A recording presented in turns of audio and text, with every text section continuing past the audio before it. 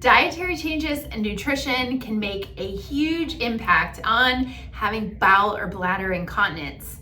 I know this is an embarrassing topic that a lot of women don't talk about. There's not a lot of information on it, but so many women go through this and it's frustrating, it's embarrassing.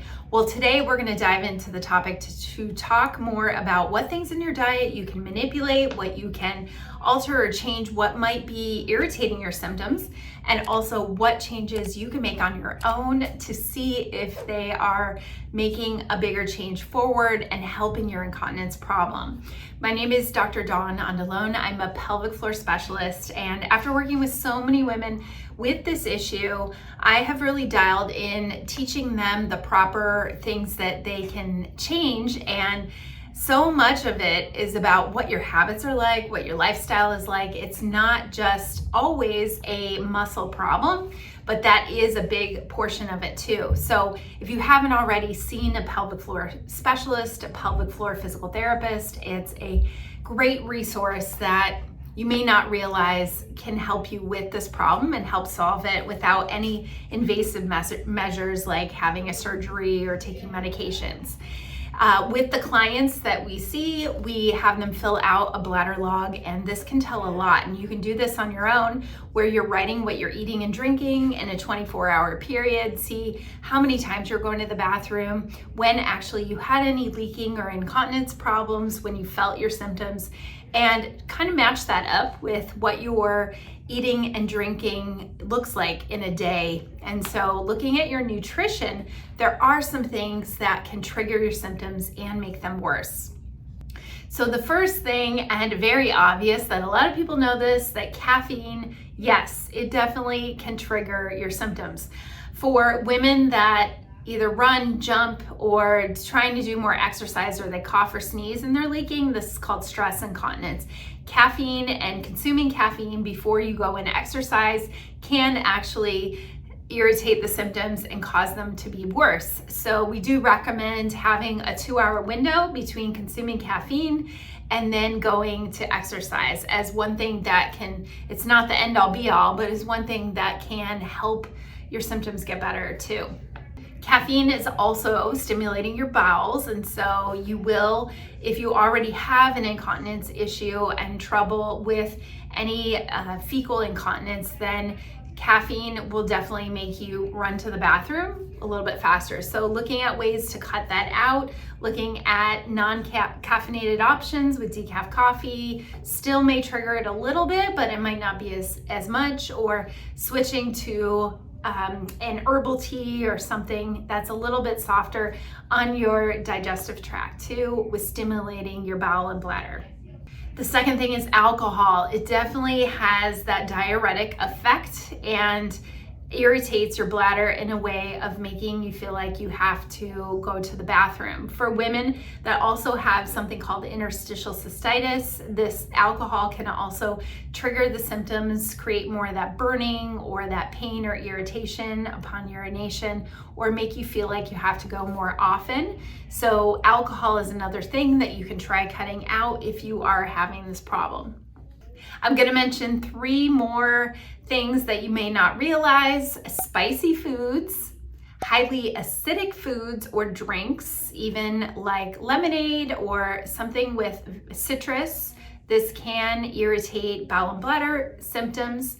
And also artificial sweeteners. Artificial sweeteners, you may not realize, but the chemicals in them can trigger bowel and bladder irritation and create more of a problem with incontinence. So there are definitely foods that can help you manage your incontinence. I'm going to talk about those next. Now, a fiber-rich diet does help with your bowel and bladder function, especially your bowel function. So if you're experiencing any of those problems, really looking and reading labels and paying closer attention to your fiber intake and upping that is also going to help your bowel function. It can regulate your bowel movements even better. You also want to stay hydrated. So drinking a lot of fluids, you might think you have to cut those out if you are running to the bathroom a lot, but actually when you're dehydrated, it's going to stimulate your bladder more and make you feel like you have to go more often. So staying hydrated and not drinking mineral water or the things that are going to have a little bit of carbonation, because those can stimulate your bladder, but instead drinking water, drinking fluids that are not going to be caffeinated or alcohol or carbonated, but can help your hydration levels and also help with your digestive tract as well. This will help your bowels and move everything through your digestive tract a lot better when you are hydrated. Then the last thing is magnesium-rich foods, things like leafy greens, nuts. Start reading labels and looking up what are high magnesium type of foods, because this also will help your bowel and bladder function. And then probiotics. Probiotics are all the craze with your gut health, and there is so much online with this impacting your general overall health. But not only that, it helps your digestive tract in order to help combat the effects of having extra stimulants to your bowel and bladder function. So healthy bacteria in your digestive tract will also promote better reaction and better habits through your bowel and bladder function too. So other helpful tips when you are going to the bathroom, make sure when you're sitting down to pee or you're sitting down to have a bowel movement that you're not overstraining.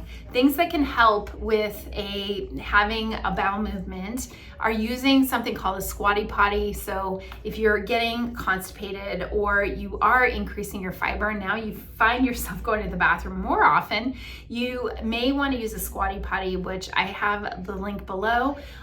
Basically, it's opening up the pelvic inlet a little bit more, allowing your muscles to help you rather than go against you. So when you're straining a lot, this can create other pressure problems and even create prolapse or hemorrhoids, and we don't want that. So using a squatty potty can be very helpful, especially if you're struggling with some bowel related issues. But I have worked with women where they are actually trying to push their urine out. You should not be doing this at all, or not be practicing Kegels on the toilet and tightening and tensing those muscles. Those muscles need to fully relax as you go to the bathroom, and therefore it's going to create more less strain on your pelvic floor and more of a healthy habit too. Okay, I'm going to mention a few other things. So sticking to regular meal times, and instead of just random times that you're snacking or eating a lot of processed foods or eating on the run a lot. So if you're balancing out your meals better and eating more at scheduled times, this also can help regulate your habits. It's something that you might notice if you do a bladder log on your own, and there is a lot of ups and downs with sporadic times that you are eating instead of sitting down and really having those conscious, healthy meals and being more mindful about your eating throughout the day as well. The last two things have to do with exercise. Of course, on this channel, I have so many videos about exercise. So exercise stimulates your bowel function and therefore can help regulate your digestive system even better too, and managing your stress. So when you're under a high stress load, intuitively, you might not even realize, but your muscles down there in your pelvic floor that control your bladder and bowel function may be tensing and tightening too much, leading to problems with your bowel and bladder function. So finding ways to take a walk during the day, get out in sunlight, listen to music, do a yoga class, do something calming to lower your stress levels, and therefore can really make a big difference in helping monitor and change your bowel and bladder function as well. So I hope you found some of these tips helpful. If you are struggling with bowel or bladder incontinence, I know how difficult that can be, and it's especially important to reach out to a pelvic floor therapist and see someone that can guide you through this and help coach you on the right things for you to help it. But these were just some common tips that I find can be very helpful if you're not aware of them, to manipulate and change some of your diet habits and nutrition habits and hydration as well.